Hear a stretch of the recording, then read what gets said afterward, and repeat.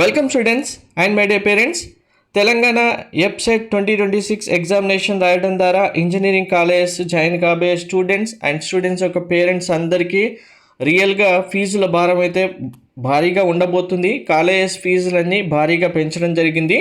ఇక్కడ sad reality ఏంటంటే fee reimbursement మాత్రం పెంచడం లేదు.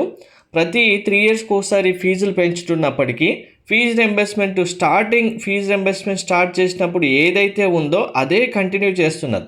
సో దీనివల్ల చాలామందికి ఎఫెక్ట్ ఉంటుంది. ప్రతిసారి ఫీజు రింబర్స్మెంట్ పెంచమని అడిగినప్పటికీ పెంచట్లేదు.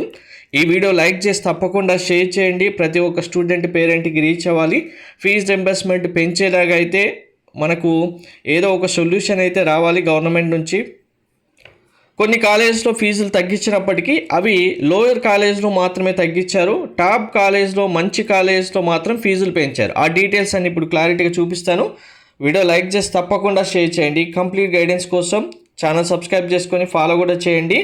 ఎప్సెట్ 2026 ప్రిపరేషన్ సంబంధించి వాట్సాప్ ఛానల్ కూడా క్రియేట్ చేయడం జరిగింది. డిస్క్రిప్షన్లో కామెంట్లో పిన్ చేశాను, జాయిన్ అవ్వండి. సో కాలేజ్ వైజ్గా ఫీ అమౌంట్ డీటెయిల్స్ కనుక చూసుకుంటే జి నారాయణమ్మ ఇక్కడ ఓల్డ్ ఫీజు ఉంది. New fee 1,62,000, CBIT 1,83,000, Vasavi 1,75,000. మీకు ఇక్కడ ఈ రోలో ఉన్నది ఓల్డ్ ఫీ. ఒక్కసారి ఓల్డ్ ఫీ కూడా చూసుకోండి, మీకు క్లారిటీగా అర్థమవుతుంది. Gokaraju Rangaraju 1,60,000, Sridevi women's 1,30,000, KMIT Keshav memorial 1,29,000, BVRIT women's 1,43,000, Vignan institute of technology 1,23,000, KITS 1,46,000, Sri Hindu 1,15,000, TKR 1,03,000, Vignan Bharati 1,03,000, HITM 1,05,000, MVSR 1,44,000, Vignan institute of management women 1,04,000, Bose Anubose అంటాం 1,08,000, CVR college 1,63,000, BB Raju 1,46,000, SR university 1,41,000, Guru Nanak 1,29,000. So ఇక్కడ పెంచినప్పటికీ కొన్నిటికి చాలా పెంచేశారు. MGIT 1,67,000, Sridatta 1,10,000, KG Reddy 1,03,000. ఇవి తక్కువగానే పెంచారు.